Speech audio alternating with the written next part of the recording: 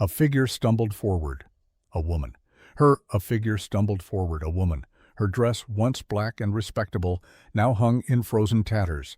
Her feet left bloody prints in the snow where her boots had been lost miles back. She fell to her knees, then to her hands, then flat against the earth that was trying to claim her.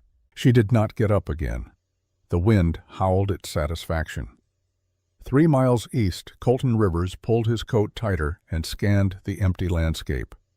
He was searching for cattle that had wandered from the southern pasture during the storm's first assault.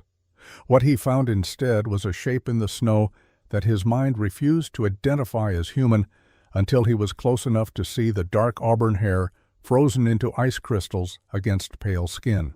He dismounted before conscious thought could catch up to instinct. His boots crunched through the crusted surface. The woman lay face down, one arm stretched forward as though reaching for something just beyond her grasp. Colton dropped to his knees beside her and turned her over with hands that had gentled countless injured animals but had never touched anything quite this broken. Her face stopped his breath. Bruises painted her left cheek in shades of purple and yellow, the kind that came from repeated blows over days, not hours. Her lower lip was split and swollen, but it was her throat that made something cold and furious settle in his chest. Fingerprints, clear as a signature. Someone had tried to strangle this woman. Her eyes opened, green as river glass, filled with a terror so absolute it seemed to look through him at horrors he could not see. She tried to speak. Her cracked lips formed words without sound. Colton leaned closer. Her whisper came out as barely more than breath against his ear. "Please, don't take me back to him." He pulled off his heavy coat and wrapped it around her. "Nobody's taking you anywhere. What's your name?" She tried to answer, but her teeth were chattering too violently. Her whole body shook with tremors that rattled her bones. Colton did not waste time with more questions. He lifted her. She weighed almost nothing, as though fear and cold had hollowed her out from the inside. He settled her across his saddle and mounted behind her one arm, holding her upright as he turned his horse toward town. The woman drifted in and out of consciousness during the ride. Sometimes she murmured things he could not quite hear. Sometimes she went rigid with panic until his low voice and steady arm convinced her she was not where her nightmares insisted she must be. Silver Ridge appeared through the snow like a promise. Colton rode straight to Martha Keene's general store, the only place in town where the stove burned hot enough to bring someone back from the edge of freezing. He carried the woman through the door without knocking. Martha looked up from her account books. Her weathered face registered shock, then immediate action. She cleared the counter with one sweep of her arm, sending papers fluttering to the floor. "Put her here. I'll get blankets. Doc Hensley's next door. Fetch him." But Philip Hensley was already coming through, the connecting door, medical bag in hand. The old doctor had survived 40 years in frontier medicine by developing a sixth sense for when he was needed. He examined the woman with gentle efficiency while Martha wrapped her in quilts and held a cup of warm broth to her lips. The woman could not drink at first. The liquid dribbled down her chin until Martha's patient coaxing and the sheer animal need for warmth convinced her body to swallow. Colton stood by the door, forgotten. He watched color creep back into the woman's face by degrees. Watched her eyes, when they opened again, track the room with the hunted awareness of something that had learned the hard way that safety was always temporary. Dr. Hensley straightened and drew Colton aside. His voice dropped to the tone doctors used when delivering news that would hurt. "She'll live. Frostbite's minor. Got to her in time for that. But Colton, those injuries, someone beat her. Recently and repeatedly. The bruising on her ribs suggests at least one cracked bone. Her wrists have rope marks. She's been restrained. And those marks on her throat." The doctor paused. His hand, steady as stone when working, trembled slightly now. "Someone tried to kill this woman. And she's malnourished. This isn't one incident of violence. This is systematic abuse over weeks, maybe months." Colton's hands clenched into fists at his sides. "Did she say who did this?" "She hasn't spoken. Too traumatized, I expect. When she's stronger, perhaps. But Colton, there's something else you should know. When I was checking her belongings for identification, I found this." He pulled a water-stained envelope from his pocket. The ink had run, but the address was still legible. It was addressed to Colton Rivers, Silver Ridge, Montana. The return address was St. Louis. Colton took it with hands that had gone numb. He knew this handwriting. He had read it a dozen times in letters exchanged over the past 2 months. Letters from a woman named Sarah Brennan, who had answered his advertisement for a bride. Letters that had been carefully honest about difficult circumstances. Letters that had made him hope, despite everything, that perhaps something good might still find its way to his broken household. "She's your mail-order bride," Martha said quietly. She had come to stand beside them. "This is Sarah Brennan." Colton looked at the woman on Martha's counter, at the bruises and the terror and the shattered quality of someone who had survived something that should have killed her.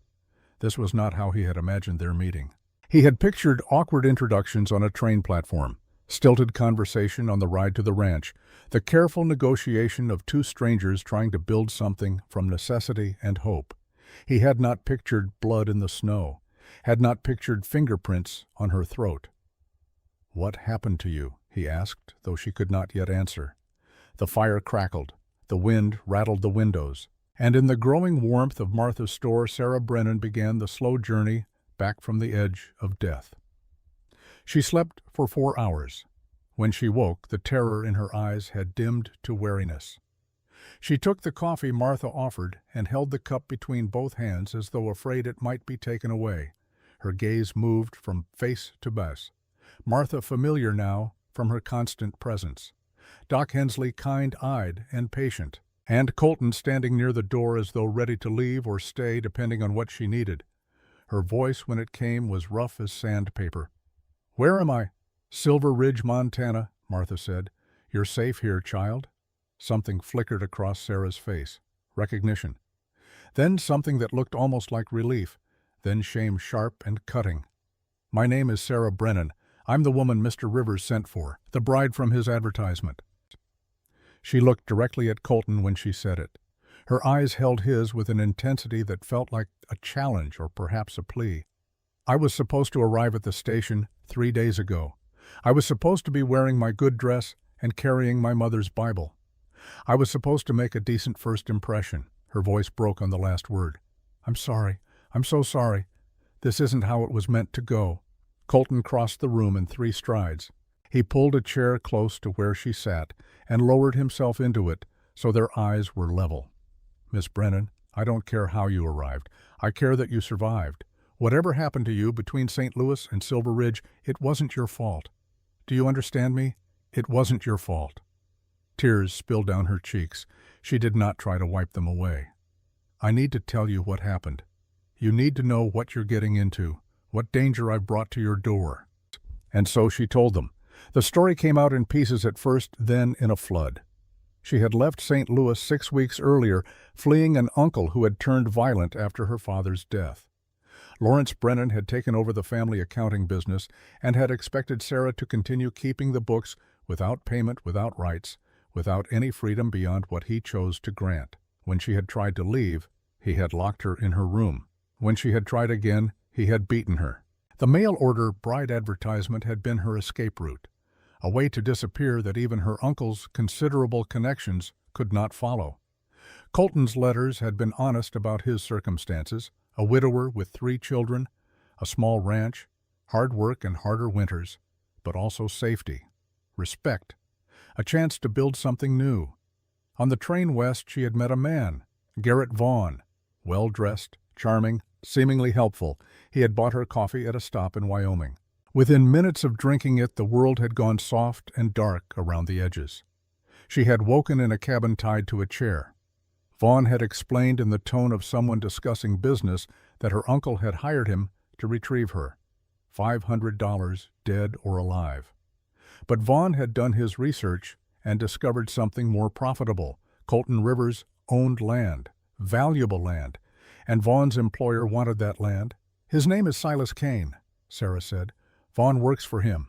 He said Kane is the most powerful land baron in Montana. He said Kane wants your ranch and has wanted it for years." Colton's face had gone very still. Martha's hand went to her mouth. Sarah continued. Vaughn had planned to deliver her to Colton as promised, let them marry, then use her to destroy Colton from the inside. She would gather information, create vulnerabilities, make it easy for Kane to take what he wanted. And if she refused, Vaughn would kill Colton's children. He had described them in detail to prove he had been watching. 3 children, a girl who tried to be brave, a boy who loved animals, a little one who did not speak. The threat against the children had been specific, detailed, credible. 2 days ago they had stopped at a trading post. Vaughn had gone inside to send a telegram. Sarah had seen her chance. She had picked the lock on her restraints using a hairpin, a skill learned from a former associate of her uncle's who had taken pity on her once. She had run into the mountains with nothing but the clothes she wore. Vaughn had pursued. She had heard him calling her name through the trees, his voice switching between false kindness and raw fury. The storm had saved her. It had covered her tracks and driven Vaughn to shelter, but it had also nearly killed her. She had walked for 2 days without food, without proper clothing, without any clear sense of where she was going beyond, always away from the man who meant to use her as a weapon. When she finished, the room sat in silence, broken only by the fire's soft roar and the wind's distant howl. Colton stood and walked to the window. He stared out at the snow-covered street where nothing moved. When he spoke, his voice carried a weight that made it clear he was not asking but stating fact.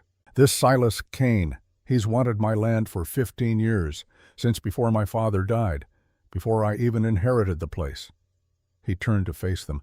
"My father and Silas were business partners 30 years back. They ran a lumber mill together. My father discovered Silas was using the mill as cover for illegal land schemes. He threatened to turn Silas in to the territorial authorities. Silas responded by framing my father for the crimes instead. My father spent 10 years in prison for deeds Silas committed. When he got out, he was a broken man. He died a year later. But before he died, he made me promise something." Colton's hands curled into fists. "He made me promise I would never let Silas Kane have our land, that I would fight him every step, that I would make him answer for what he'd done. I've kept that promise for 10 years. Every scheme Silas has tried, I've blocked. Every legal maneuver I've countered, he's been patient. And now it seems he's changed tactics." Sarah's eyes widened. "He's using me. He tried to use you? There's a difference. Miss Brennan, you're not a weapon. You're a survivor, and you're under my protection now. Garrett Vaughn wants to threaten my children. He can try, but he'll have to go through me first." Doc Hensley cleared his throat. "That's admirable sentiment, Colton, but Silas Kane has resources, money, men, legal connections. You're one rancher with 3 children to protect. How exactly do you plan to fight him?" Colton looked at Sarah, really looked at her. Past the bruises and the exhaustion to the steel underneath, the intelligence in her eyes, the careful way she had told her story, leaving out no detail that might be relevant, organizing information even in the midst of trauma. This was a woman who had kept accounting books for her uncle's business, a woman who understood numbers and patterns and how to find truth in careful records. "I have something Silas doesn't know about. I have 10 years of evidence, documents proving his illegal land acquisitions, testimonies from families he's destroyed, bank records that don't match official filings. My father told me where to look before he died. I've been collecting it all, quietly, carefully. I just need one thing to make it stick in court. I need Silas Kane's personal ledger, the book where he records his real transactions. And, Miss Brennan, I believe you're the only person who can help me get it." Sarah set down her coffee cup. Her hands were steadier now. "I can read financial records. I can spot discrepancies. I can trace money through complicated bookkeeping. That's what you need, isn't it? Someone who can make sense of Silas Kane's records. Someone who can turn numbers into evidence." "That's exactly what I need. But, Miss Brennan, I need to be honest with you about something. When I placed that advertisement for a bride, I wasn't just looking for a wife. I was looking for someone with your specific skills, someone who could help me bring down Silas Kane. That's why I chose you from all the women who responded. Your letter mentioned keeping accounts for your father's business. I need someone with that expertise." The honesty fell between them like a stone into water. Martha made a small sound of disapproval. "Colton Rivers of all the unromantic proposals. But Sarah was not looking at Martha. She was looking at Colton with something that might have been respect. "You're telling me you used me, knowingly, deliberately. I needed you.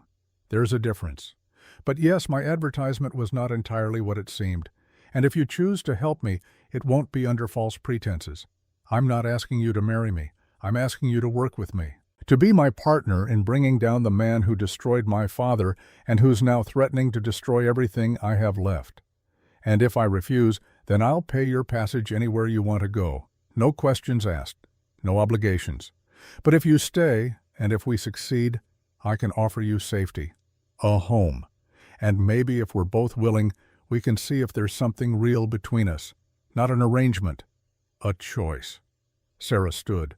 Her legs were still unsteady, but her gaze was clear. She crossed to where Colton stood and extended her hand.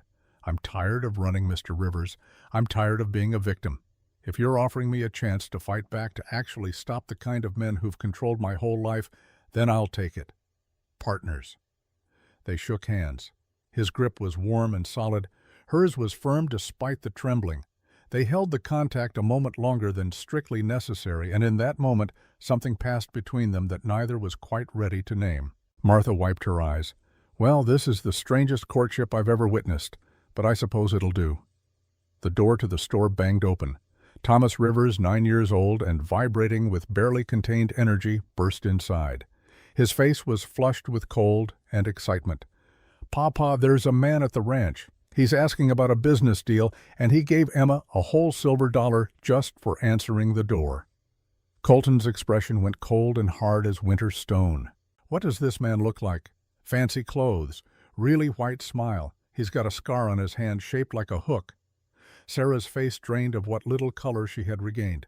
"That's Garrett Vaughn. He's already at your ranch, with your children." Colton was moving before the words finished, leaving her mouth. He grabbed his rifle from where it leaned against the wall and was out the door in 3 strides. Doc Hensley was right behind him, his own weapon drawn from the medical bag, where he kept it for emergencies that had nothing to do with healing. Sarah tried to follow. Her legs buckled. Martha caught her. "Easy, child. You're in no condition. Those children.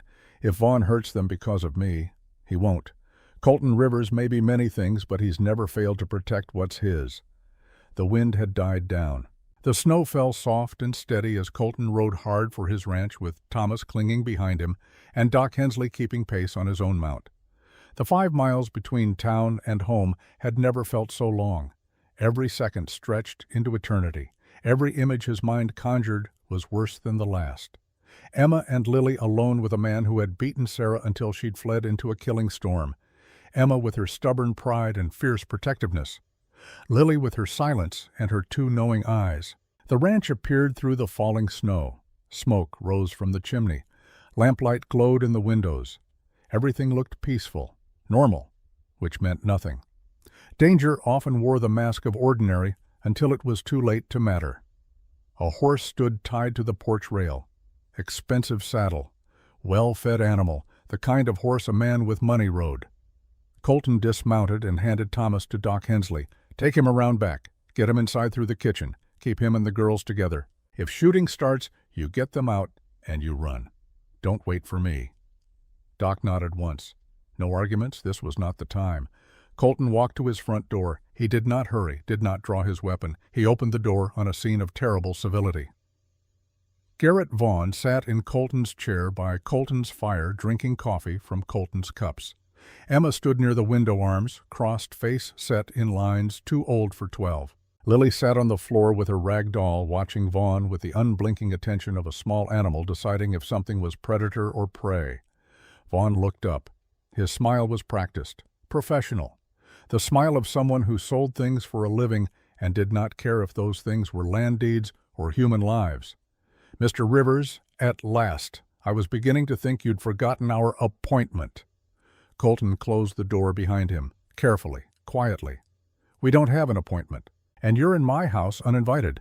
In Montana, that's called trespassing." "Is it? How unfortunate. I was hoping we might discuss a business proposition.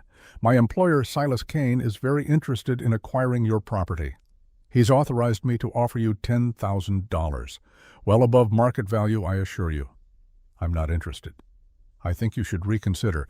This land must be quite a burden. A widower, 3 children to raise, constant struggle just to keep food on the table. $10,000 could buy you a comfortable life somewhere easier, somewhere safer for these beautiful children. The threat was delicate, wrapped in concern, but threat nonetheless. Emma's hand moved to the fireplace poker. Colton caught her eye and shook his head once, very slightly. She froze. Mr. Vaughn, I know who you are. I know you work for Silas Kane. I know you kidnapped Sarah Brennan from a train and beat her, and I know you threatened to kill my children if she didn't cooperate. Vaughn's smile didn't falter, but something cold moved behind his eyes. That's quite an accusation. Do you have proof? I have her testimony. She's in town right now under the protection of Doc Hensley and Martha Keene. She'll be speaking with the territorial marshal as soon as the telegraph lines are clear. Ah, the runaway bride. Yes, I encountered Miss Brennan on the train. Troubled young woman. Her uncle, insane. Lewis is quite worried. He's offered a reward for her safe return. $500, I believe. Legally sanctioned. I could show you the paperwork. I'm sure you could. I'm sure it's very convincing forgery. Vaughn set down his coffee. The pleasant mask was slipping. Mr. Rivers, let me speak plainly. Silas Kane wants this land. He will have this land. The only question is whether you walk away with money in your pocket or you're carried away in a box. You're one man. Silas has 20. You have 3 children to protect. Think about what's best for them. Colton took a step forward, then another, until he stood directly in front of Vaughn's chair, looking down at the man who had beaten a woman half to death and threatened to murder children. Here's what I think is best for my children. I think it's best they learn that evil men don't win just because they have money and numbers. I think it's best they see their father stand up to bullies instead of surrendering to them. And I think it's best that you get out of my house before I forget that I'm trying to be civilized. Vaughn stood. They were nearly the same height, nearly the same age, but one of them had spent 15 years fighting Montana winters and stubborn cattle and the ghost of a good man destroyed by injustice. The other had spent those years threatening people who couldn't fight back. It showed. You're making a mistake, Vaughn said. Then it's my mistake to make. Get out. Silas won't give up. He never does. Neither do I. Tell your employer that Colton Rivers says he can come and try to take this land, but he better bring an army, because I'll be ready. Vaughn walked to the door, paused with his hand on the latch. Sarah Brennan will be the death of you and your family. When that happens, don't say I didn't warn you. He left. His horse's hoofbeats faded into the snow-muffled distance. The room sat in ringing silence. Emma spoke first. Pa, who was that really? An evil man working for another evil man, but they don't win him. Not if we're smart and brave and careful. What if we're not smart enough? What if they're stronger? Colton knelt in front of his daughter, took her hands in his. Then we get help, and we fight anyway, because some things are worth fighting for. This ranch, this family. The truth about what happened to your grandfather. Those things matter more than being safe. Lily came to stand beside them. She tugged on Colton's sleeve and handed him her rag doll. Then she signed with careful precision. The doll's name was Hope. That's right, sweetheart, Hope. We hold on to that. Doc Hensley and Thomas came in through the kitchen. Thomas was full of questions about the dangerous man and why Pa had been so angry and whether there would be a real fight. Doc quieted him with a look and a gentle hand on his shoulder. Colton, we need to talk about next steps. Vaughn knows Sarah is alive and talking. He'll report back to Kane. They'll escalate. I know, which is why we move first. Doc, can you send a telegram to the Territorial Marshal's office in Helena? Tell them we need help with a land fraud case. Tell them we have evidence. I can try, but Colton Kane has connections, friends in government. The marshal might not come or might not come in time. Then we buy ourselves time. Sarah said Kane keeps a personal ledger. That's what we need. The original record of every illegal transaction. With that, we have proof that will stand up even against Kane's lawyers and bought judges. How do you plan to get it? Colton looked toward town, toward the general store where Sarah was recovering. Sarah, who had survived 6 weeks of hell and walked through a blizzard rather than be used as a weapon against innocents. Sarah, who was brave and smart and who deserved better than to be a pawn in a war between stubborn men. I'm going to ask for help. Real help, not tricks or manipulation, just an honest request between partners." He rode back to town through snow that fell like absolution. The temperature was dropping. Another storm was building on the horizon. But inside Martha's store, warmth and light waited, and a woman who had chosen to stand and fight instead of run and hide. Sarah sat by the stove, wrapped in quilts, sipping broth. She looked up when Colton entered. Her eyes asked the question before her lips could form it. "The children are safe. Vaughn is gone for now." Relief washed across her face, then determination. "What happens next?" "That depends on you. I need to get Silas Kane's ledger, the one with all his real records. Sarah, you're the only person who could recognize which documents matter and which are misdirection. But getting into Kane's estate will be dangerous. I won't ask you to risk yourself, not after everything you've survived." Sarah set down her broth. She stood. Her legs were steadier now. Her spine was straight despite exhaustion. "Mr. Rivers, Colton, I spent 6 weeks as Garrett Vaughn's prisoner. I walked 2 days through mountains in a blizzard. I've survived an uncle who beat me and a cousin who wanted me committed to an asylum to steal my inheritance. I am done being someone's victim." She crossed to where he stood. "If you're going after Silas Kane's records, I'm coming with you, not as your bride, not as your employee, as your partner, someone who has every bit as much right to justice as you do. It could get you killed. Living scared is its own kind of death. I choose this." Colton looked at her, really looked. Past the bruises that were already starting to fade, past the exhaustion and the trauma, to the core of steel underneath. This was a woman who had kept her wits through kidnapping and torture, who had picked locks and escaped into a killing storm and survived. This was a woman who would not break easily. "All right, partners. But Sarah, I need you to understand something. My children have already lost one mother. If we do this, if we go after Kane, there's a real chance we could both end up dead. I need to know you understand that risk." "I understand. Do you understand that those children need to see adults who fight for what's right? That the best way to protect them is to stop the man who threatens them?" "I do." They stood close in the lamplight. Outside, the storm was building. Inside, something else was building between them. Not romance, not yet. Something deeper. The bone-deep recognition of kindred spirits who had both been broken by the world and had both refused to stay broken. Martha, watching from her counter, smiled despite her worry. 2 people had walked into her store today, one frozen and dying, one desperate to save a stranger. And now those 2 people were becoming something more. Something that might, if fortune and courage held, become unstoppable.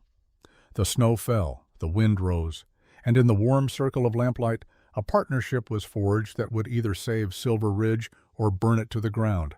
There would be no middle path. There never was. The morning after Sarah agreed to partnership, Colton brought her to the ranch. Dawn broke cold and clear over Montana, the kind of crystalline light that made the snow sparkle like crushed diamonds and hurt the eyes to look at directly. Martha came along as chaperone, propriety still mattering even in the midst of conspiracy and danger. They rode in Colton's wagon, Sarah wrapped in borrowed blankets, Martha chattering about town gossip to fill the nervous silence.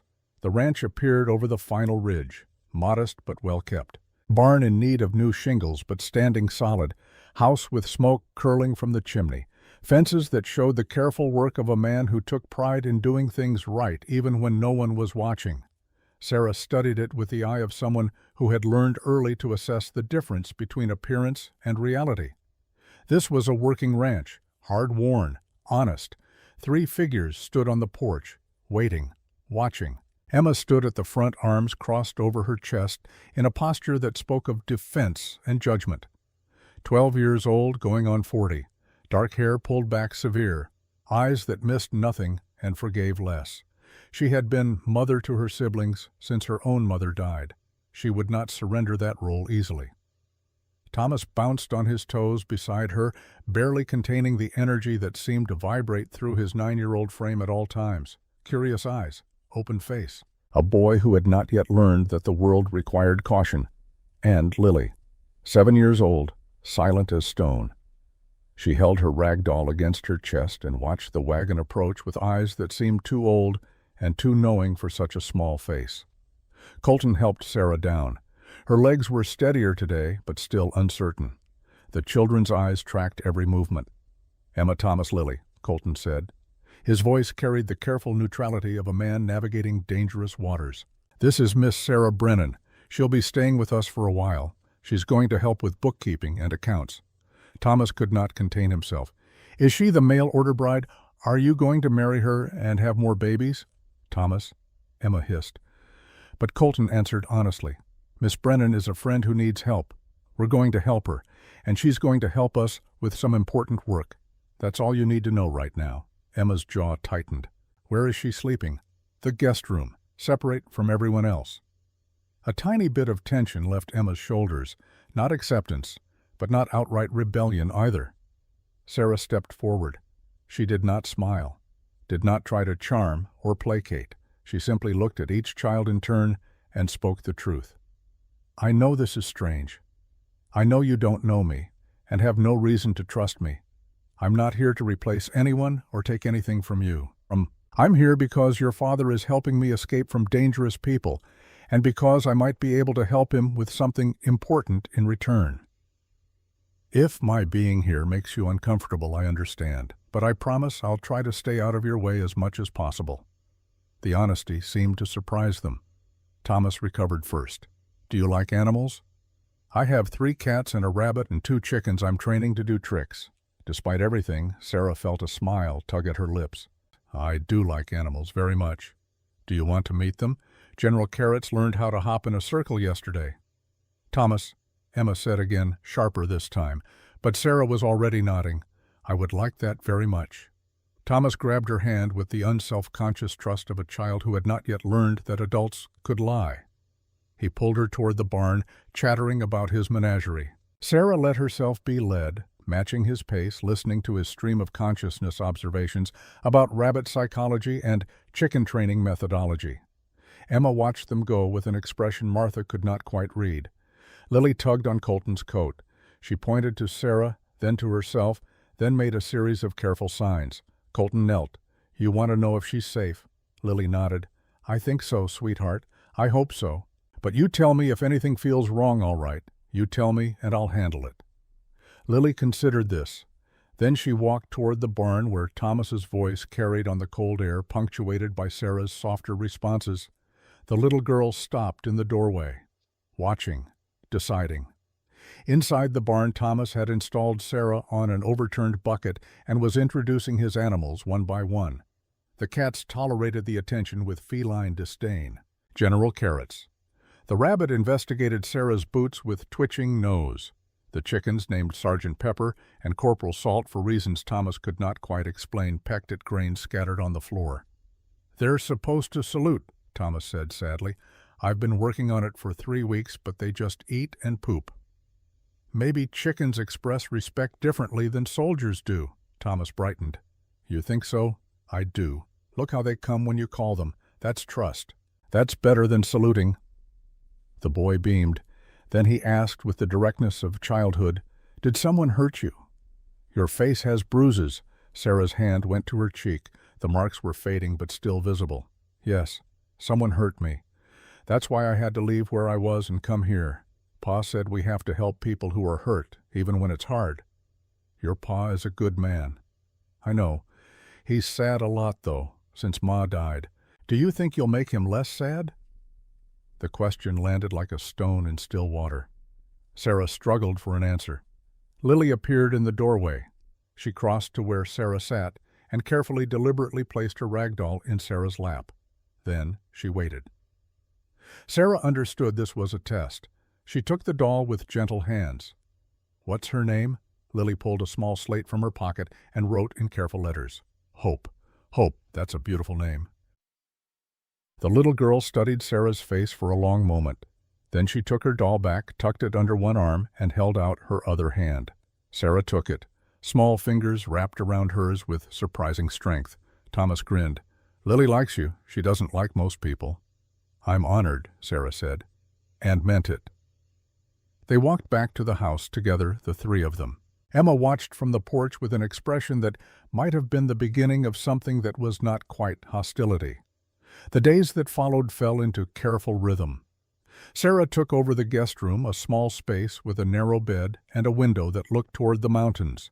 She spent mornings organizing Colton's chaotic financial records, afternoons helping Martha in town, evenings sitting with the children while Colton managed ranch work that never seemed to end. She learned their patterns. Emma rose before dawn to start breakfast, moving through the kitchen with the competence of long practice.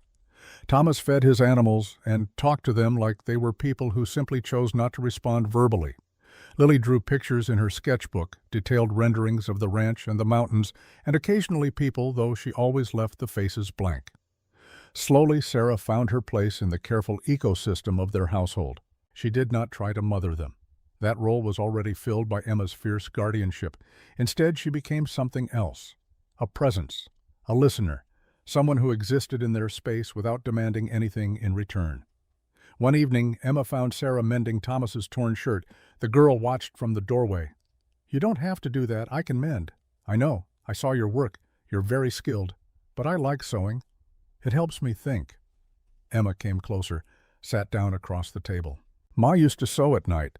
She said it was peaceful." "It is." They sat in silence. Sarah's needle moved in and out of fabric. Emma's fingers traced patterns on the wooden table. "You're not like the others," Emma said finally. "What others? The other women Pa brought here. There were 2 before you, both left within a week. They said we were too much work, that the ranch was too hard, that Pa was too sad."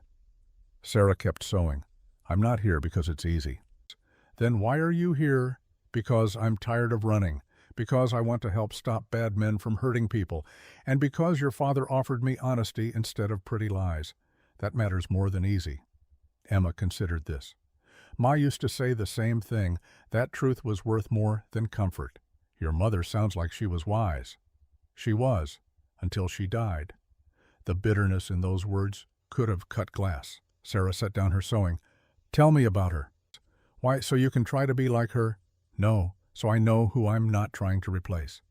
That answer seemed to surprise Emma. The girl's rigid posture softened fractionally. She was brave and kind, and she never complained even when things were hard. She made everything better just by being there. And then she was gone, and nothing's been better since. "I'm sorry." "Everyone's sorry. Sorry doesn't bring her back." "No, it doesn't. But Emma, can I tell you something?" The girl nodded warily. "I lost my mother, too, when I was 17, and for the longest time I was angry that everyone else got to keep living when she was dead. It felt wrong, unfair. But then I realized something. She didn't die to make me angry. She died because sometimes terrible things happen, and being angry at the world was like being angry at the snow for falling. It just is. The question is what we do with the time we have left." Emma's eyes were too bright. "What did you do?" "I survived. And I learned her skills so part of her could keep living through me. And eventually I learned that missing someone and being happy again aren't opposites. You can do both." A tear escaped down Emma's cheek. She wiped it away angrily. "I don't know how to do both." "You will. Give it time."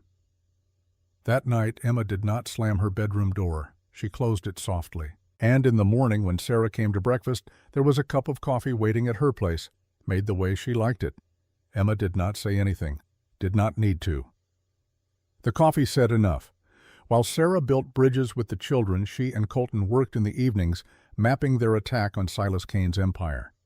The dining table became war room. Financial documents spread across every available surface. Ledgers and receipts and property deeds formed mountains of evidence that needed organizing.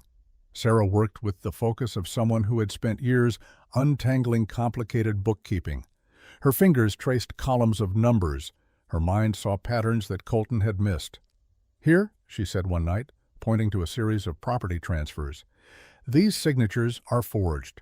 Look at the capital T in the county clerk's name. It slants differently in each document. Someone was copying Thomas Whitmore's signature but didn't have a consistent sample to work from." Colton leaned over her shoulder to look, close enough that she could smell leather and wood smoke and the clean scent of cold air that clung to him. "Can we prove it in court?" "Maybe. But a good lawyer could argue inconsistent penmanship. We need the source. Silas Kane's ledger. That's where the real records will be. The ones that show exactly how much he paid for forged documents and who he paid. The ledger is at his estate, 20 miles north. He keeps it locked in his study. Then we need to get into his study. Sarah, his estate is guarded. He has armed men patrolling. And he knows I'm his enemy. There's no way I could get close enough. She turned to face him. Their faces were inches apart in the lamplight. But he doesn't know me, not really. Garrett Vaughn thinks I'm a frightened woman who escaped. What if I go to Silas claim I need protection from you? He would love that. Turning your own bride against you. Absolutely not. It's the only way, Colton. It's too dangerous. Everything about this is dangerous, but this gives us a chance. They argued into the night. Martha, listening from the kitchen, where she was allegedly doing dishes, but actually eavesdropping, finally intervened. She's right, Colton. It's the best play we have. Sarah goes to Kane's estate during the day, claims she needs shelter. While Kane is distracted with his victory, she finds the study and gets photographs of the critical pages. And when Kane realizes she's lying, that's why you'll be close by, with enough men to extract her if things go wrong. Colton looked at Sarah, really looked, seeing not just the woman who had stumbled into his life 3 weeks ago, but the partner who had emerged, strong, smart, unflinching. I don't like this. I know, but Colton, I've been scared my whole life. I'm done with that. Let me do this. Let me be brave for once. His hand found hers on the table, rough fingers intertwining with hers. You're already the bravest person I know. Their eyes held, the moment stretched, almost became something more. Then Thomas's voice cut through from upstairs, calling about a nightmare, and the spell broke, but something had shifted between them. Something that felt like the beginning of something that neither was quite ready to name. 3 days later, Sarah stood before the mirror in her borrowed room, preparing for the most dangerous performance of her life. She wore her plainest dress, had arranged her hair simply, made herself look helpless and desperate.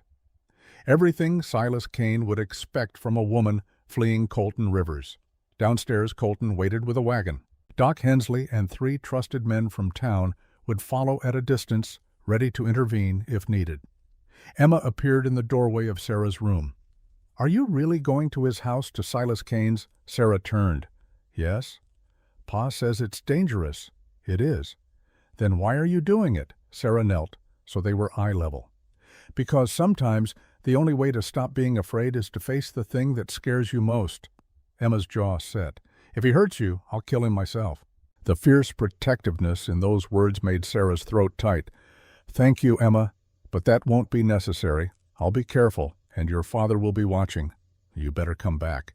Thomas likes you, and Lily drew you into her sketchbook. She only draws people she wants to keep. I'll come back, I promise. She hoped it was a promise she could keep. The Kane estate rose from the snow like something from a different world. 3 stories of imported stone and expensive glass. Columns flanking the entrance. Gardens that must have cost a fortune to maintain in Montana's harsh climate. This was wealth on a scale that made Colton's modest ranch look like a tenant shack. Sarah approached the front door with knees that wanted to buckle. She forced them straight. Knocked. A servant answered, looked her up and down with the disdain the very rich reserve for the desperate. Tradesman's entrance is in back. I'm not a tradesman. I need to speak with Mr. Kane. My name is Sarah Brennan. He'll want to see me. The servant's expression shifted. Recognition. He left her standing in the cold while he consulted someone deeper in the house. When he returned, his demeanor had changed completely. This way, miss. Mr. Kane will see you immediately. The interior was as opulent as the exterior promised. Thick carpets, oil paintings, furniture that spoke of wealth so old and so deep that it no longer needed to announce itself. Sarah was led through hallways that seemed designed to make visitors feel small and unimportant. Silas Kane waited in a library that could have housed the entire collection of Silver Ridge's small lending room 3 times over. He stood by the fire, a man of 60, with silver hair and the kind of distinguished features that looked good in portraits. His eyes were sharp, calculating, missing nothing. Miss Brennan, what an unexpected pleasure. I heard you had chosen to side with Colton Rivers. Sarah let tears come. Not hard. She had a lifetime of practice crying on command. I was confused, frightened, but Mr. Rivers is not what I thought. He's obsessed with destroying you. He talks about it constantly. He frightens me with his intensity. I needed to get away." Silas studied her. She could feel him weighing truth against deception, trying to decide if this was genuine or performance. "My associate Garrett Vaughn said you were quite determined to reach Rivers. What changed?" "I didn't understand what I was walking into. I thought I was coming to a peaceful ranch, a new start. Instead, I found a man consumed by revenge. He has documents spread everywhere, talking about bringing you down, about destroying your business.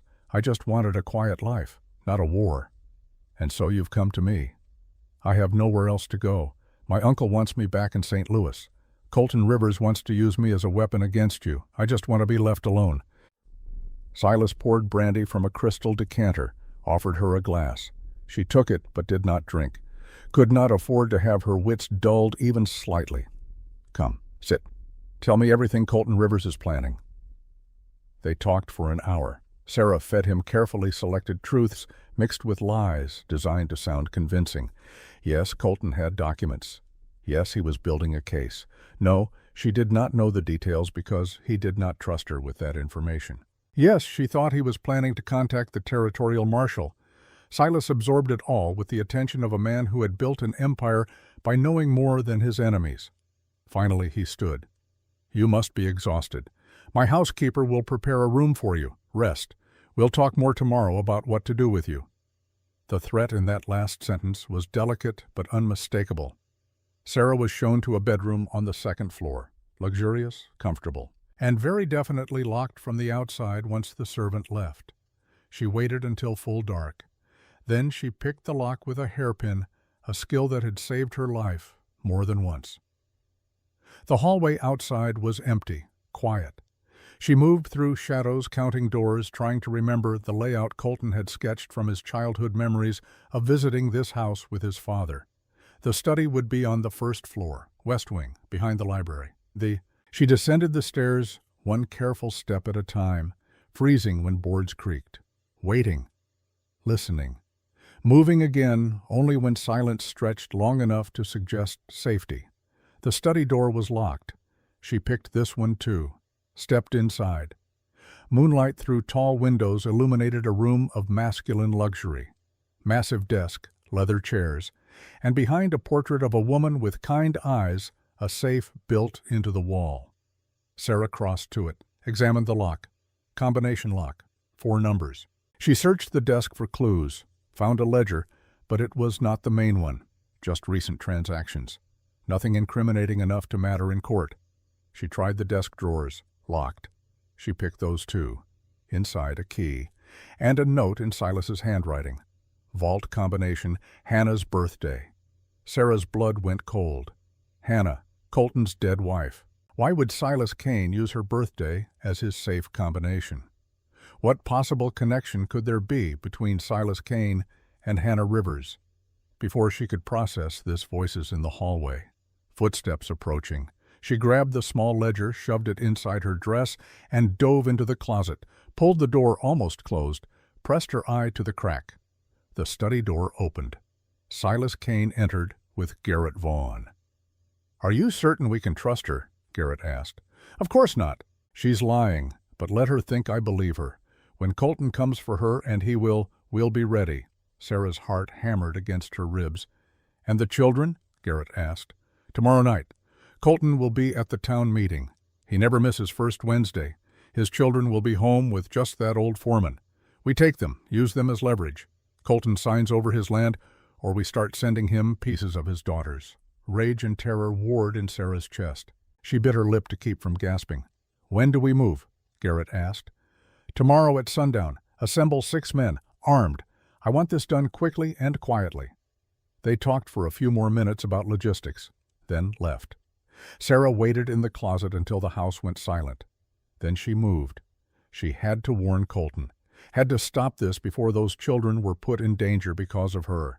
She escaped through a window, dropped into snow, ran through the darkness toward where she knew Colton would be waiting with Doc Hensley and the others. She found them 2 miles from the estate, horses restless, men tense. Colton was out of his saddle before she reached them. "Sarah, did you get it? Are you hurt?" She gasped out the story between breaths that burned her lungs. "The plan to take the children. Tomorrow night. 6 armed men." Colton's face went white, then hard as Montana granite. "I have to get them out. Tonight. Take them to Martha's in town." "No." Sarah grabbed his arm. "If you run, Silas wins. He takes your land by default when you can't defend it. We have to fight." "Not with my children's lives." "Then we set a trap. We let him think he's won. And when he comes for the children, we're waiting." Doc Hensley stepped forward. "She's right, Colton. We get the children somewhere safe, but make it look like business as usual. Then we ambush Vaughn's men when they come. Force them to testify against Kane." Colton looked between them. His whole world hung in the balance. His children, his land, his father's legacy, everything he had fought for. "All right, we set the trap, but if anything goes wrong, if there's even a hint of danger to Emma or Thomas or Lily, we extract them immediately." "Agreed." "Agreed." They rode hard for Silver Ridge, planned through the night. By dawn, every detail was mapped. Emma, Thomas, and Lily would know the truth, would be part of the plan. Because Colton had learned that children were braver than adults gave them credit for, and stronger. When he gathered them at breakfast and explained, Emma's response was immediate. "So we're bait. You're brave children helping catch bad men, and I'll be there the whole time, hidden, watching. The moment anything feels wrong, I'll stop it." Thomas bounced with excitement. "Like a military operation. Can I have a code name?" "Thomas." "This is serious." But Lily pulled out her slate and wrote, "I trust you, Pa." Those 4 words steadied Colton more than any tactical planning could have. The next day crawled by. Sarah could not eat, could not sit still. She checked and rechecked the plans, made sure everyone knew their positions, tried not to think about all the ways this could go catastrophically wrong. As sunset approached, the trap was set. Colton, Sarah, Doc, Martha, and 5 trusted townsmen hid in positions around the ranch. The children were told to act natural, to go to bed at the usual time, to trust that the adults would protect them. Darkness fell. The ranch looked empty, peaceful, an easy target. They came at 8 o'clock, 6 men on horseback, armed, confident, led by Garrett Vaughn, who clearly expected this to be simple. They broke into the house through the kitchen door, moved through rooms with weapons drawn, found the children's bedroom. Emma, Thomas, and Lily lay in their beds, eyes open, hearts pounding, but outwardly calm. Garrett smiled. "Got them. Let's go." The lights blazed on. Colton stood in the doorway with a rifle, Sarah beside him with Colton's revolver. Doc and the others blocked every exit. "Put down your weapons. You're surrounded." The standoff stretched taut as wire. Garrett's men looked to him for orders. He was calculating odds, 6 against 8. But his 6 had not expected resistance. "You think this changes anything," Garrett said. "Silas Kane owns the sheriff, the judge, half the territorial government. You can't touch us." Sarah held up the small ledger she had stolen. "This documents bribes to Sheriff Morton, Judge Blackwell, and County Clerk Whitmore. Names, dates, amounts. That's evidence of corruption. That's nothing. Silas will burn it and everyone in this room." Colton's rifle never wavered. "Not if we get to the main ledger first. Sarah, did you find where he keeps it?" "Yes, in his study, behind a portrait. The safe combination is Hannah's birthday." The words hung in the air like something toxic. Colton's face went pale. "What did you say?" "Silas's safe combination. The note said Hannah's birthday." "Colton, why would Silas Kane know your wife's birthday?" Garrett laughed. Sharp. Bitter. "Oh, this is perfect. Silas didn't tell you. How delicious. Tell me what—" Colton's voice could have cut steel. Garrett seemed to weigh options, then decided chaos served him better than silence. "Hannah Rivers wasn't just your wife, Colton. She was Silas Kane's daughter, his only child. And you stole her from him when you married her against his wishes." The room erupted. Gasps, denials, Emma's voice cutting through. "Liar, Mama never said anything about another father," Garrett continued relentless. "Hannah's maiden name was Morrison, because that was her adoptive father after her real father and mother died. Thomas Morrison raised her from age 15, but before that she was Hannah Kane, Silas's little girl. He loved her more than anything. Then she turned 18 and ran away to escape his control, married you, the son of his greatest enemy. Silas tried to get her back, offered money, a mansion, everything.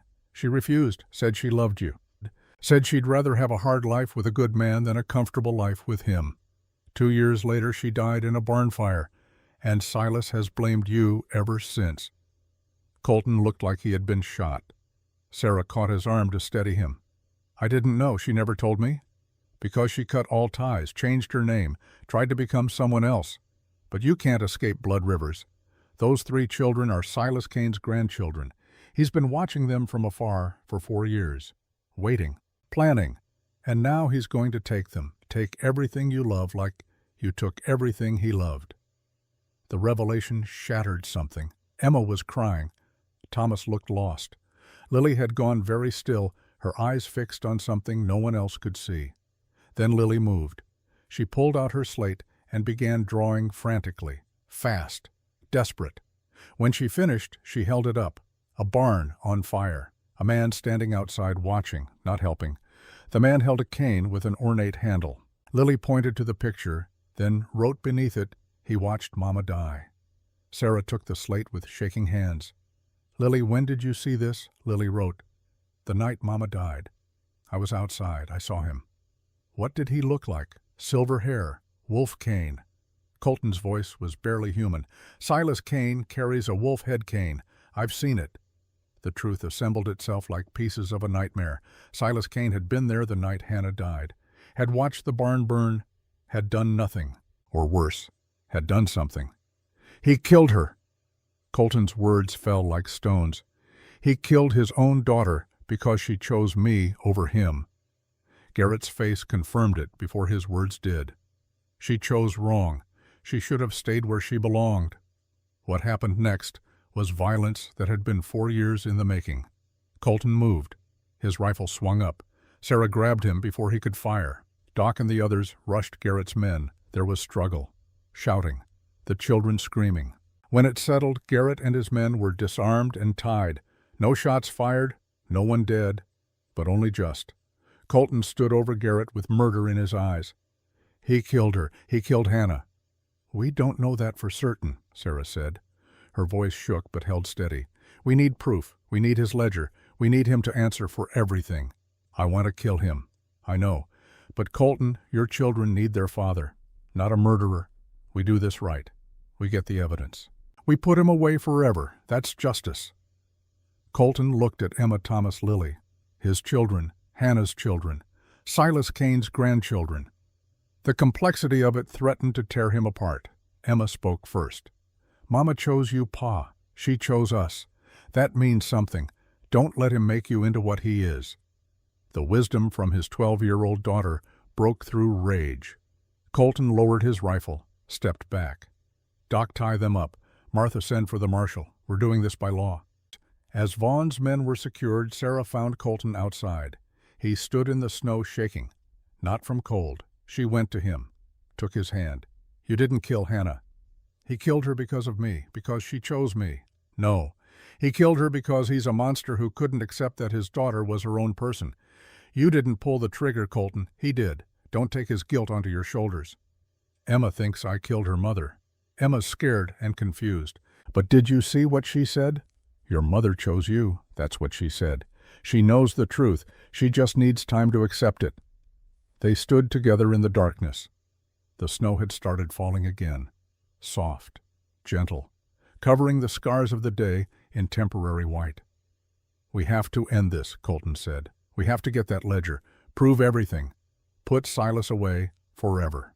We will. Tomorrow. Together. Sarah, if something happens to me, if this goes wrong, promise me you'll take care of them. Emma and Thomas and Lily, promise me they won't end up with Silas." "Nothing's going to happen to you." "Promise me anyway." She looked up at him, this man who had saved her from freezing, who had offered partnership instead of ownership, who was broken and brave and trying so hard to do right by everyone. "I promise. But Colton, you're going to survive this. We both are. And then we're going to build something good from all this wreckage." He looked down at her. Snow caught in her hair, determination in her eyes. This woman who had walked through hell and chosen to stand and fight instead of run. "Sarah Brennan, I think I'm falling in love with you." The words landed like a revelation, like something that had been building since the moment he found her in the snow and refused to look away from her suffering. That's inconvenient timing. I know. We're in the middle of a war with a man who's already killed once for love. I know. And we might die tomorrow trying to rob him. I know. She stepped closer, rose on her toes, kissed him, brief, fierce, a promise and a prayer. "Then let's make sure we survive, because, Colton Rivers, I think I'm falling in love with you too." They held each other in the falling snow, while inside the ranch 3 children who had lost one mother watched and wondered if maybe possibly they might be getting something like a family again. Tomorrow they would face Silas Kane, would risk everything on one desperate gambit to expose his crimes and end his reign of terror. They would succeed or they would die trying. But tonight, in this moment, they had each other, and sometimes that was enough. The plan took shape over 3 days while Silver Ridge held its breath and waited for Silas Kane's next move. In Martha's back room, surrounded by ledgers and maps and the accumulated evidence of a decade, Colton and Sarah worked with the focused intensity of soldiers before battle. Doc Hensley came and went, bringing news from town. Martha fed them and guarded the door, and slowly, piece by piece, a strategy emerged from the chaos. Sarah would go to Kane's estate. Alone. She would present herself as a woman betrayed by Colton Rivers, seeking protection from the very man she had fled to Montana to marry. It was a thin deception. Kane was not stupid. But Sarah had one advantage that Colton lacked. She was a stranger, unknown. And in the marks of violence still visible on her skin, she carried an authenticity that no amount of acting could reproduce. The trick would be getting her out again before Kane realized she was not what she seemed. On the 4th day, as dawn broke pale and cold over the mountains, Sarah prepared to leave. She dressed in the clothes she had worn when Colton found her, now cleaned and mended by Martha's careful hands. The injuries on her face had faded from dark purple to sickly yellow, but they were still visible enough to tell their story. She looked like exactly what she claimed to be. A woman fleeing one dangerous man and desperate enough to trust another. Colton watched her prepare with something twisting in his chest that he had not felt in 4 years, not since Hannah had ridden out to help a neighbor with a difficult birth and had not come home until after dark, and he had spent those hours in an agony of what if that had nothing to do with reason and everything to do with love. He pushed the feeling aside. There was no room for it now, not when everything depended on cold calculation and colder nerve. "Remember," he said for the 3rd time that morning, "you're looking for his study. The safe will be behind a painting or a bookshelf. Kane is predictable that way. Men like him always hide their secrets in plain sight, convinced their cleverness makes them invisible. I remember. Find the study, find the safe, get the ledger, get out. And if something goes wrong, then I improvise. Colton, we've been over this. I know the risks. Knowing and living are different things." Sarah turned to face him. In the pale morning light, her eyes were very green and very clear. "I lived through 6 weeks with Garrett Vaughn. I lived through a blizzard that should have killed me. I can live through one afternoon in Silas Kane's house." Hannah couldn't. The words fell between them like stones into still water. Colton had not meant to say them, had not meant to give voice to the fear that had gnawed at him since the moment this plan took shape. But there they were, honest and terrible. Sarah did not look away. "I'm not Hannah, and this isn't 4 years ago. This is now. This is us. And we have something your wife didn't have." "What's that?" "We have each other. She faced Kane alone if she faced him at all. I won't be alone. You'll be watching. You'll come if I need you. That makes all the difference." She was right. Colton knew she was right. But knowledge did nothing to ease the weight in his chest as he watched her climb into the wagon Doc Hensley had prepared. A hired wagon, anonymous, the kind any desperate woman might have commandeered for the journey to the one man in Montana territory who might offer protection from an angry suitor. The wagon pulled away. Sarah did not look back. Colton stood in the cold dawn and felt the distance between them stretch like a physical thing. Then he turned to where his horse stood saddled and ready. He would give her 2 hours head start. Then he would follow. He and Doc and 3 men from town who had their own grievances against Silas Kane. They would not approach the estate directly, but they would be close. Close enough to see. Close enough to act. Close enough, he hoped, to prevent the worst. The Kane estate sat like a monument to stolen prosperity 20 miles north of Silver Ridge. 3 stories of imported stone and glass, surrounded by manicured grounds that someone had tried and failed to keep clear of winter's assault. Horses in stables that were larger than most ranchers' homes, servants in livery that cost more than a working man made in 6 months. Sarah's wagon rolled up the long drive and stopped before doors that would not have looked out of place on a governor's mansion. She climbed down with movements she deliberately made awkward, uncertain. A woman at the end of her resources. A woman with nowhere left to run. The door opened before she reached it.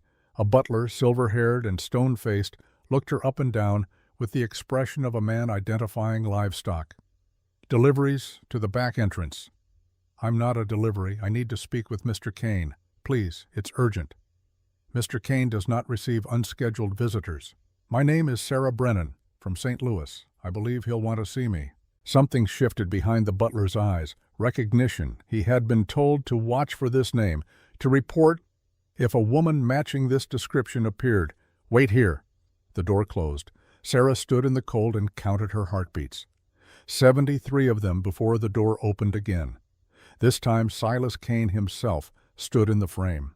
He was not what Sarah had expected. She had built him into a monster in her mind. But the man before her looked like someone's grandfather. Silver hair combed back from a face lined with age, but not cruelty. Expensive suit worn with casual elegance. Eyes that were sharp and calculating, but not obviously cruel. He smiled at her. It was a kind smile, practiced. The smile of a man who had learned long ago that kindness was the most effective mask for control. "Miss Brennan, what an unexpected pleasure. Garrett told me you had chosen to stay with Colton Rivers, yet here you are. Please come inside. You look frozen." Sarah let herself be led into a foyer that was all marble and warmth. A fire roared in a fireplace large enough to stand in. Paintings lined the walls, expensive and carefully chosen to project wealth without ostentation. Everything about the space whispered money so old and established that it did not need to shout. A woman appeared at the top of the stairs. Cordelia Kane. She descended with the careful grace of someone who had learned to move through the world as decoration. Her dress was the latest fashion from New York or Paris. Her face was beautiful in the way of things preserved past their natural season. "Another stray, Silas. You do collect them." "Miss Brennan is hardly a stray, my dear. She's an old friend's intended bride who seems to have reconsidered her choice. Miss Brennan, my wife, Cordelia." Cordelia's eyes moved over Sarah with the assessment of a woman who had spent decades measuring other women and finding them wanting. "She's very young and very damaged." "What happened to your face, child?" Colton Rivers. Sarah lied. The lie came easily because it was built on truth. Colton had not hurt her, but he represented everything Sarah was supposed to fear. A stranger. A man with power over her, someone who could destroy her with a word or a fist. The fear in her voice was not fake. She was simply redirecting its source. "He seemed kind in his letters, but when I arrived, when I saw how he lived, how angry he was, I realized I had made a terrible mistake. I tried to leave. He wouldn't let me. He said I belonged to him now, that he'd paid for my passage, and I owed him." It was a masterful performance because Sarah barely had to perform. She simply told the truth about Garrett Vaughn and let Silas Kane believe she was describing Colton Rivers. Silas's face darkened, not with surprise, with something that looked almost like satisfaction. "That sounds like Joseph Rivers' son. The father was a brute and a criminal. The son inherited both qualities." "My dear Miss Brennan, you were right to flee. Please sit. We'll have tea, and then we'll discuss what to do about Colton Rivers." Sarah let herself be led to a sitting room that was all delicate furniture and expensive fabrics. She perched on the edge of a chair, hands folded in her lap, playing the role of a woman barely holding herself together. Cordelia poured tea from a service that probably cost more than Sarah's father had made in a year. "How did you escape?" Silas asked. His tone was gentle, concerned, But Sarah heard the calculation underneath. He was testing her story, looking for cracks. I waited until he went to town, then I took a horse and rode hard. I've been hiding for 2 days trying to decide what to do. I remembered Garrett Vaughn mentioning your name. He said you were an important man, someone who could stand up to Colton Rivers. I'm sorry to impose. I have nowhere else to go. You are not an imposition. You are a victim of a violent man. And Miss Brennan, I want you to know that you are safe here. Colton Rivers will not touch you again. The words were exactly right. The tone was perfect. But Sarah felt ice slide down her spine.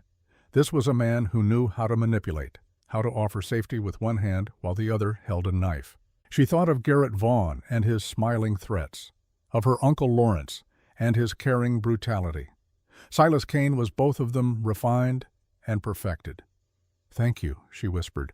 "I don't know how to repay your kindness." "There is no debt, though I confess I am curious about one thing. Garrett mentioned you have skills with accounting. Is that true?"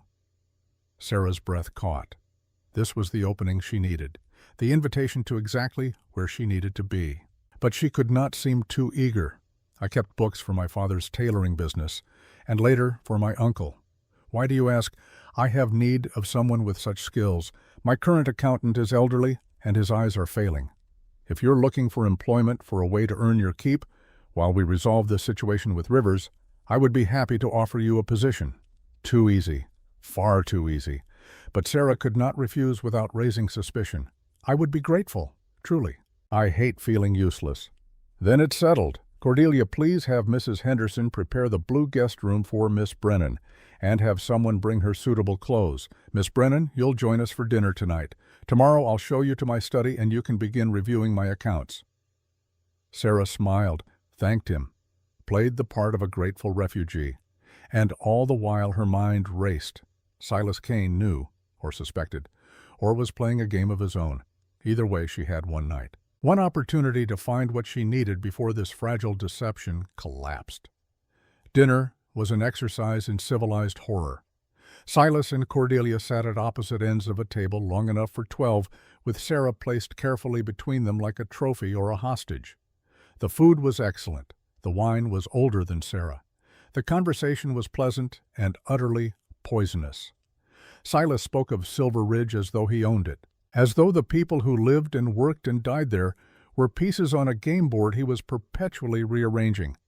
He mentioned the Miller family who had lost their barn to fire, the Avery family who had sold their land for a fraction of its value, the Morrison family whose patriarch now worked as a hired hand on land he had once owned.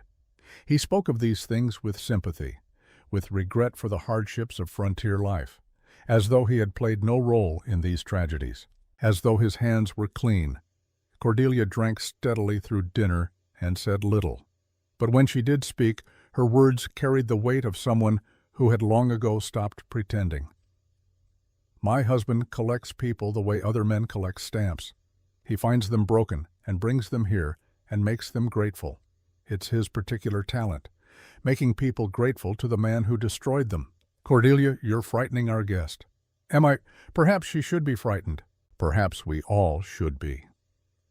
The rest of dinner passed in strained silence.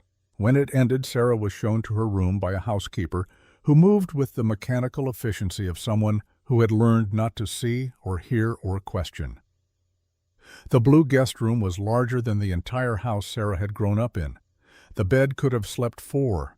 The window looked out over grounds that stretched into darkness, and the door, Sarah noticed, had no lock on the inside. She waited until the house fell silent, until the sounds of servants retiring and the last lamp being extinguished faded into the deep quiet of a winter night.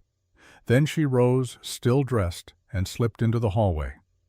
The house was a maze of corridors and closed doors, but Sarah had spent the afternoon memorizing the layout as much as she could from casual observation. Silas's study would be on the first floor, somewhere near the back, away from casual visitors, a room where business could be conducted in privacy. She found it after 20 minutes of careful searching.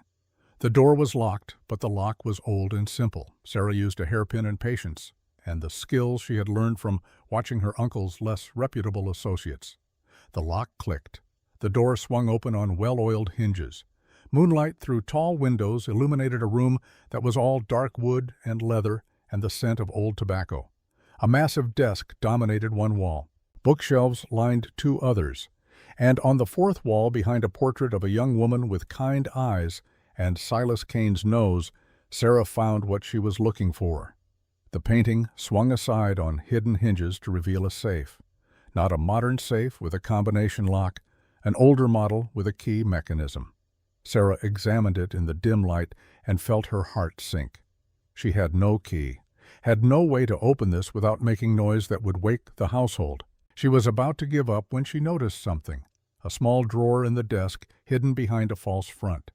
She pulled it open and found a key on a silver chain, and beneath the key a note written in Silas Kane's careful hand. Vault combination, Hannah's birthday. Sarah froze. Hannah, Colton's wife, the woman who had died 4 years ago in a barn fire. Why would Silas Kane have her birthday as his safe combination? How would he even know it? There was no time to puzzle it out. Sarah used the key. The safe opened with a soft click that sounded like thunder in the silent house. Inside were stacks of documents, legal papers, bank records, and at the very back a leather-bound ledger with gilt edges. Sarah pulled it out and opened it to the first page. Column after column of transactions recorded in Silas's meticulous hand. Dates, names, amounts. And next to each entry, a brief note about method, bribery, intimidation, forged documents. All of it laid out with the careful precision of a man who believed his records would never be seen by hostile eyes. This was it. This was the proof Colton needed. Sarah tucked the ledger inside her bodice and was reaching to close the safe when something else caught her eye. A second compartment at the back, deeper, hidden. She reached inside and her fingers closed on something unexpected. A photograph. She pulled it out and held it to the moonlight. A man, old, gaunt, gray beard grown wild, eyes that had once been sharp, now dulled by captivity or illness or both. But the bone structure was familiar. The set of the jaw, the shape of the nose. Sarah's hands began to shake. She had seen this face before, in Colton's features, in Thomas's smile, in Emma's stubborn jaw. This was Joseph Rivers, Colton's father, and he was alive. Before Sarah could process this, before she could understand what it meant, footsteps sounded in the hall. Lamplight from the hall. His expression, lamplight from the hall. His expression was calm, almost amused. "I knew you'd come here. Silas said you wouldn't. He said you were just a frightened woman looking for protection. But I know you better than that, don't I, Sarah?" Sarah backed toward the window. Her mind raced through options. The door was blocked. The window was 3 stories up. There was no way out that did not involve going through Garrett. "The ledger," Garrett said. "You have it. I can see the shape of it under your dress. Hand it over, and maybe Silas will be merciful. Maybe he'll just throw you out into the winter night instead of doing what he did to the last woman who tried to betray him." What did he do to the last woman? Garrett smiled. It was the same smile he had worn on the train when he had offered Sarah poisoned coffee, the smile of a man who enjoyed other people's pain. He burned her alive, locked her in a barn, and set it alight, made it look like an accident. The whole town mourned poor Hannah Rivers, not knowing her own father had murdered her. The words hit Sarah like a physical blow. Hannah, Silas's daughter, he had killed his own child. "You're lying." "Am I?" Ask Silas. Better yet, ask the little mute girl. Lily. She was there. She saw everything, saw her grandfather watch her mother burn and do nothing to save her. Before Sarah could respond, before she could process this new horror, more footsteps sounded in the hall. Silas Kane appeared behind Garrett.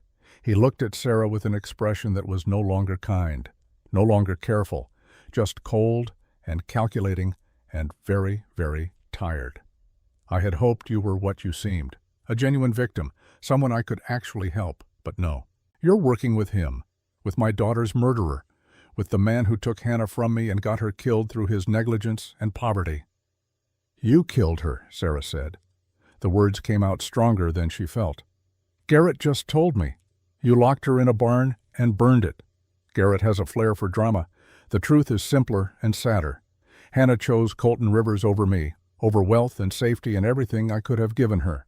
She chose hard labor and poverty and a man too proud to accept help. I tried to convince her to leave him. She refused. So, yes, I made arrangements. I thought if the barn burned, if Colton lost everything, Hannah would finally see reason. Come home. Bring my grandchildren where they belonged. His voice cracked on the last word. I never meant for her to die. She wasn't supposed to be in the barn. She was supposed to be in the house with the children. But she saw the smoke. She ran to save livestock that weren't worth her fingernails. And the roof collapsed before I could stop it, before I could get to her. You let her die. I made a mistake, one mistake, and I have paid for it every day since. But Colton Rivers made 100 mistakes. He brought her to this frozen hell. He made her work like a common laborer. He got her pregnant 3 times, draining her strength. He built that barn with cheap materials. He created the conditions that killed her. And for that he will pay. He will lose everything the way I lost everything. His land, his children, his hope. All of it. Silas stepped forward. Garrett moved to block the door more completely. The ledger, Miss Brennan. You will give it to me, or Garrett will take it from you. And then we will discuss what to do with a woman who breaks into my home and steals my property. Sarah's hand went to the ledger hidden against her ribs. Her mind spun through options and found none that ended well. The window was still 3 stories up. The door was still blocked. And she was one woman against 2 men who had proven themselves willing to kill. Then the window exploded inward in a shower of glass and winter air. Colton Rivers came through it like an avalanche made flesh. He hit the floor, rolling, came up with his pistol drawn, and aimed directly at Silas Kane's chest. Step away from her. Behind him, through the broken window, Sarah could see a rope tied to something above, could see Doc Hensley's face in the frame, rifle in hand, covering the room. Silas did not step away, did not even flinch. You're too late, Rivers. She's a thief. I have witnesses. Garrett saw her break into my safe. You can shoot me, but my death won't save her, or you, or those children. Those children are your grandchildren, Hannah's babies, and you've spent 4 years trying to take them from the only parent they have left. What kind of man does that make you? A man who knows you killed my daughter. I didn't kill Hannah. You did. You set that fire. We both know it. Prove it. The word hung in the air like a challenge, and Sarah realized this was the moment everything had been building toward. Not the ledger, not the evidence of fraud. This, the truth about Hannah's death. The wound that had poisoned everything between these 2 men. Lily saw you, Sarah said. Both men turned to look at her. The youngest girl, she was in the barn that day. She saw you watching. She drew a picture, a man with silver hair and a cane with a wolf head. That's you, isn't it? That's your cane in the corner of this study. Silas's face went very still, very pale. The child doesn't speak. She can't testify. She can write, she can draw, and she will, in front of a judge. In front of a jury. Your own granddaughter will put you away for murdering her mother. Something broke in Silas Kane's face. The mask of civility and control shattered. What remained was older and more terrible. A grief so profound it had curdled into hate. I loved Hannah more than my own life. When her mother died, Hannah was all I had. I built this empire for her. Everything I did, so she would never want for anything. And she threw it away for him, for a poor rancher with more pride than sense. She broke my heart. So yes, I set the fire. I thought it would bring her home. I was wrong. And I have lived with that mistake for 4 years. But I will not let her death be meaningless. I will not let the man who took her from me keep the children she died saving. They're not yours to take. They're not yours to keep. And neither is my father. The words came from Colton's mouth before he could stop them, before he could think. They simply burst out raw and desperate. Silas's eyes widened. Just a fraction, but enough. What did you say? My father, Joseph Rivers. I saw the photograph in your safe. He's alive, isn't he? You didn't just destroy him and send him to prison. You kept him. All these years.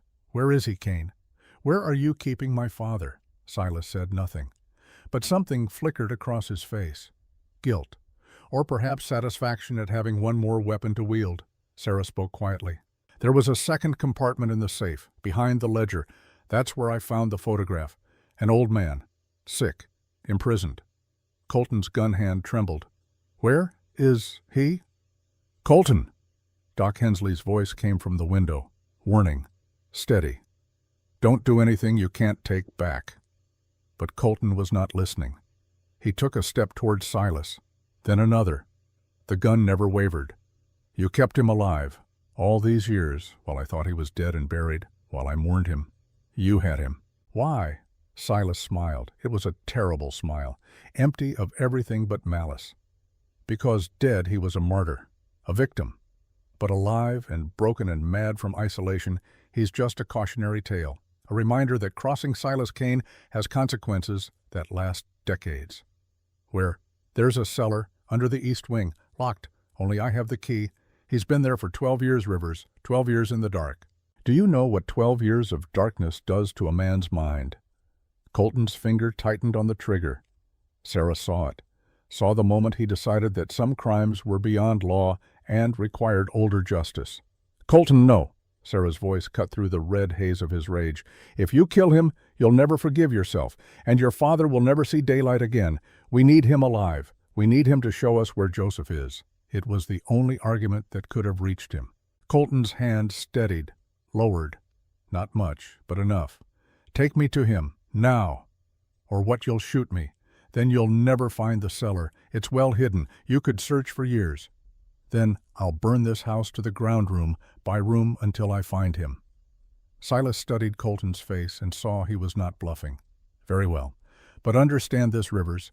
When you see what I've made of your father, when you see what 12 years has done to him, you'll understand why I kept him alive. Death would have been mercy. I wanted him to suffer. The cellar was exactly as horrible as Silas's words had promised. Stone walls, iron door. No light except what filtered down from above when the door was opened. And in the corner on a pile of rags that might once have been bedding a figure that barely looked human. Joseph Rivers was alive. Technically. His heart beat. His lungs drew breath. But the man who had been Colton's father, who had been strong and principled and brave enough to stand up to Silas Kane 3 decades ago, was gone. What remained was a husk, eyes that did not focus, skin stretched over bones, gray hair and beard grown long and matted. Colton dropped to his knees beside the old man, took his hand. It was cold and thin and did not grip back. Papa, it's me. It's Colton. I'm here. I'm going to get you out. No response. Just shallow breathing and vacant eyes. Doc Hensley came down the stairs, took one look, and his face went hard as stone. This is torture. This is a crime against humanity. Silas stood in the doorway above, watching. His face showed nothing. Your father crossed me. This is what happens to people who cross me. Sarah climbed down carefully. She knelt beside Colton and the broken man who had once been his father. She took Joseph's other hand and spoke with the gentle firmness of someone who had nursed the sick before. Mr. Rivers? Joseph? Can you hear me? Squeeze my hand if you can hear me. Nothing. Then after a long moment the faintest pressure. So slight it might have been imagination. But it was there. Good. That's good. You're going to be all right now. We're taking you home. To light. To warmth. To your son. Hold on just a little longer. Colton lifted his father. The old man weighed almost nothing. Colton carried him up the stairs as though he were made of glass. Doc Hensley followed. Sarah came last, the ledger still pressed against her ribs. At the top of the stairs, Silas Kane stood waiting, and behind him, Sheriff Morton with 6 deputies. Silas Kane, the sheriff said. His voice was tired, the voice of a man who had been corrupted and knew it and was perhaps finally ready to stop. You're under arrest for the murder of Hannah Rivers, for fraud, for bribery, for kidnapping and false imprisonment, for about 40 other crimes that I'm probably going to lose my job for ignoring all these years. On what evidence? Sarah pulled the ledger from her bodice and held it up. This. Every crime you've committed in 20 years, in your own handwriting, complete with dates and names and amounts paid to every official you've corrupted, including Sheriff Morton here, multiple times. Morton's jaw tightened, but he nodded. I'm turning state's evidence. I'm testifying against you, Silas. Maybe it'll reduce my sentence, maybe it won't, but I'm done pretending I don't know what you are. Silas Kane's shoulders sagged. In the lamplight, He suddenly looked every one of his 60 years. Looked like a man who had built an empire on sand and was watching it slide into the sea. "I want a lawyer. You'll get one, right after we get you into a cell. And Silas. That cellar you kept Joseph Rivers in, you're going to spend the rest of your life in one just like it. Federal prison, solitary confinement. Seems fitting." They led him away.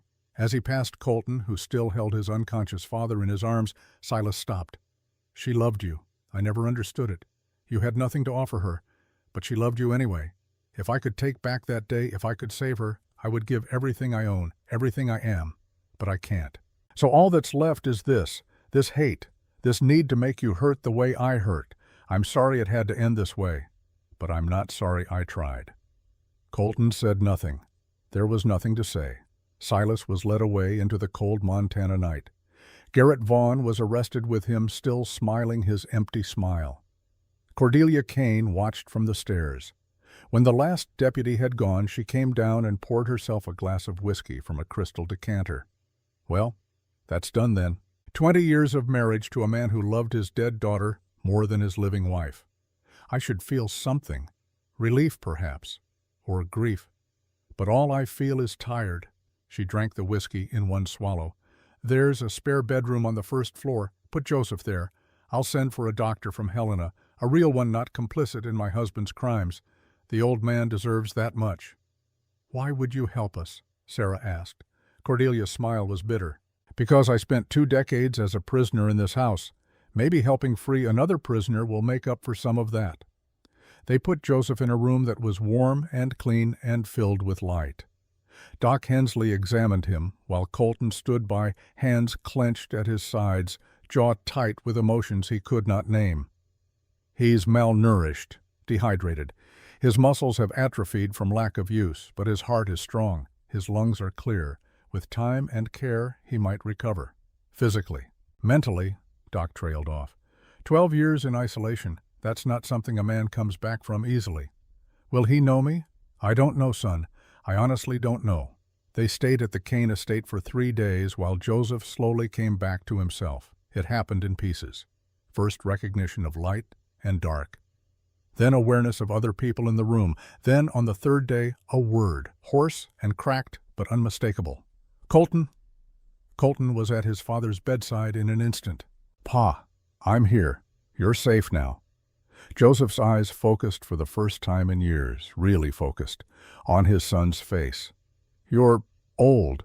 When did you get old?" Colton laughed. It came out half-sob. "While you were gone, Pa. I'm 38 now. Got 3 children of my own. Emma, Thomas, and Lily. They'll want to meet you." 3 children. Joseph's voice was wondering, fragile. "I have grandchildren." "You do. And a daughter-in-law if she'll have me. Her name is Sarah. She's the one who found you, who insisted we bring you home." Joseph's eyes moved to where Sarah stood in the doorway. She came forward slowly, sat in the chair beside the bed. "Mr. Rivers, it's an honor to meet you. Your son has told me so much about you." "My son." Joseph's hand moved weakly reaching. Colton took it, held it between both of his own. "I thought I'd die there, in the dark. I thought I'd never see light again, or you, or—" His voice broke. Tears ran down his wasted cheeks. Colton bent and rested his forehead against his father's hand and wept with him. All the grief of 10 years believing his father was dead. All the rage at Silas Kane for the cruelty of keeping a good man in darkness. All of it poured out in that quiet room while Sarah kept watch and gave them space to mourn and heal. The journey back to Silver Ridge took 5 days. They traveled slowly because Joseph was weak and because there was no rush now. Porch when they arrived. Emma had prepared porch when they arrived. Emma had prepared a room. Thomas had picked flowers from the early spring blooms. Lily had drawn a picture of a man with a kind face based on Colton's descriptions. When Joseph saw them, when he saw these 3 children who carried his blood and his legacy, he wept again. But this time the tears were not grief. They were joy. "You're beautiful," he told them. "All of you, so beautiful." Emma, who had been so angry for so long, who had built walls around her heart to protect it from further loss, broke. She ran to this grandfather she had never known and threw her arms around him. He was too weak to hold her tightly. but he held her as best he could, and that was enough. That night, after Joseph had been settled in bed and the children had finally been convinced to stop asking questions and go to sleep, Colton found Emma in the barn. She was sitting in the hayloft, the place she always went when she needed to think. "May I join you?" Emma nodded. Colton climbed up and sat beside his daughter. They looked out at the stars through the open loft door. "I found something today," Emma said, "in the attic, while I was looking for blankets for Grandfather." She pulled out a small leather-bound journal. "It's Ma's diary. She kept it the last year of her life." Colton's breath caught. "Emma, that's private." "I know, but I read it anyway. I needed to understand why she stayed with you, why she chose this life, why she—" Emma's voice broke. "Why she ran into that fire." "What did it say?" Emma opened the journal to a page marked with a ribbon. She read aloud, her voice trembling. "March 14th, 1882. Silas came again today. Offered me $10,000 to leave Colton and bring the children back to his estate. I refused. He doesn't understand. He never will. It's not about money or comfort or safety. It's about love. Colton Rivers is the most stubborn, prideful, difficult man I have ever known, but he is also the kindest, the most honest. He looks at me like I'm precious, like I matter beyond my usefulness. My father never looked at me that way. He loves what I represent, what I can be for his legacy. Colton loves who I am. That's worth more than all of Silas's gold." Emma's tears fell on the old pages. "She chose you, Pa, not because she had to, because she wanted to. And when she ran into that fire, she wasn't choosing Lucy over me. She was choosing all of us. She was being the mother she wanted to be, brave, selfless, willing to risk everything to protect her children." Colton pulled his daughter close. "I'm sorry, Emma. I'm so sorry I couldn't save her." "You tried. That's what matters. And Pa, I forgive you for not being perfect, for making mistakes, for being human." They sat together in the hayloft while night deepened around them. Below, Sarah looked up and saw them there, father and daughter healing together. She smiled and went inside to check on Joseph. The trial took 3 months. The territorial prosecutor built a case that was airtight and damning. Silas Kane's lawyers were excellent. But they could not argue against the evidence of his own hand, could not dismiss Lily Rivers' testimony delivered in writing with heartbreaking clarity, could not explain away Joseph Rivers' living proof of kidnapping and torture. The jury deliberated for 2 hours. Silas Kane was found guilty on 37 counts. He was sentenced to life in the federal prison. As they led him away, he looked once more at Colton, not with hate this time, just exhaustion. "Tell them I'm sorry. Tell my grandchildren that their grandfather loved them, even if he had a terrible way of showing it." Colton nodded once. It was not forgiveness, but it was acknowledgement, and sometimes that was all the grace left to give. Spring came to Silver Ridge the way it always did, slowly, carefully, as though afraid winter might return and punish it for presumption. But it came. Ice melted, grass greened, flowers bloomed, and in the warmth and light broken things began to heal. Joseph Rivers recovered slowly. He would never be the man he was before 12 years in darkness, but he learned to smile again, to laugh, to hold his grandchildren and tell them stories about their father as a boy. He moved into the small cabin on the edge of Colton's property, close enough to visit daily, but far enough to have independence. Emma found peace in her mother's diary. She read it often, learning who Hannah had been beyond the mother she remembered, learning that love was choice, not obligation, that bravery was not the absence of fear, but acting despite it. Thomas's menagerie of injured animals grew. Sarah helped him build a proper shelter. Doc Hensley taught him basic veterinary medicine. The boy who had been terrified of loss learned to fight for life instead of mourning death. And Lily spoke, more each day. Her voice was soft and uncertain at first, but it grew stronger. She told Sarah one morning while they hung laundry together, "I think Mama would like you. You make Pa smile the way she used to." That spring, on a warm morning, when wildflowers carpeted the meadows and the mountains stood clear against an impossibly blue sky, Colton asked Sarah to marry him, not with pretty words or elaborate gestures, just honest need. "Sarah Brennan, I'm not a man who's good with words. I can't promise you wealth or ease or a life without hardship. Montana is hard country, and ranching is harder work. But I can promise you honesty. I can promise you partnership. I can promise that I will love you and choose you and stand beside you for as long as we both draw breath. Will you marry me?" Sarah looked at this man who had saved her life and then given her a reason to live it, who had trusted her with his deepest wounds and his greatest treasures, who had shown her that love was not control but freedom. Yes, 1,000 times, yes. They married 3 weeks later in a ceremony that was simple and perfect. Martha cried through the entire service. Doc Hensley gave Sarah away since her own father was long dead and her uncle was in jail back in St. Louis. Emma stood as maid of honor wearing a dress Sarah had helped her sew. Thomas managed the rings without dropping them, and Lily scattered flower petals and smiled the whole time. Joseph stood beside his son, thin but steady, and placed Colton's hand in Sarah's with a blessing. "May you have the courage to choose each other every day, even when it's hard, especially when it's hard." When Colton kissed his bride, when he pulled her close and held her like she was the most precious thing in the world, Emma leaned over to Lily and whispered, "Ma would have liked her. She would have wanted Pa to be happy again." Lily nodded. Then she said, loud enough for everyone nearby to hear, "I think Ma sent her, through the winter, to save us all." And perhaps she had. 1 year passed, then another. The ranch prospered. With Sarah's skill at managing money and Colton's knowledge of the land, they expanded, hired help, bought cattle, built a new barn, this one solid and safe on the site where the old one had burned. In the second spring after their marriage, Sarah gave birth to a daughter. They named her Hannah, after the woman whose love had set all of this in motion. The baby had her father's dark hair and her mother's green eyes, and a cry that could wake the entire household. Emma, now 14, proved to be a natural with babies. Thomas, 11, was less interested in his sister than in the new litter of kittens in the barn. And Lily, 9, sat beside Sarah's rocking chair for hours, singing lullabies in a voice that grew stronger every day. Joseph held his newest granddaughter and wept. "I thought I'd die in darkness, but here I am, holding hope, holding light, holding the future." On a winter evening, 2 years after Sarah had stumbled into Silver Ridge, more dead than alive, the family gathered around the fire. Outside, fresh powder covered the ground in white.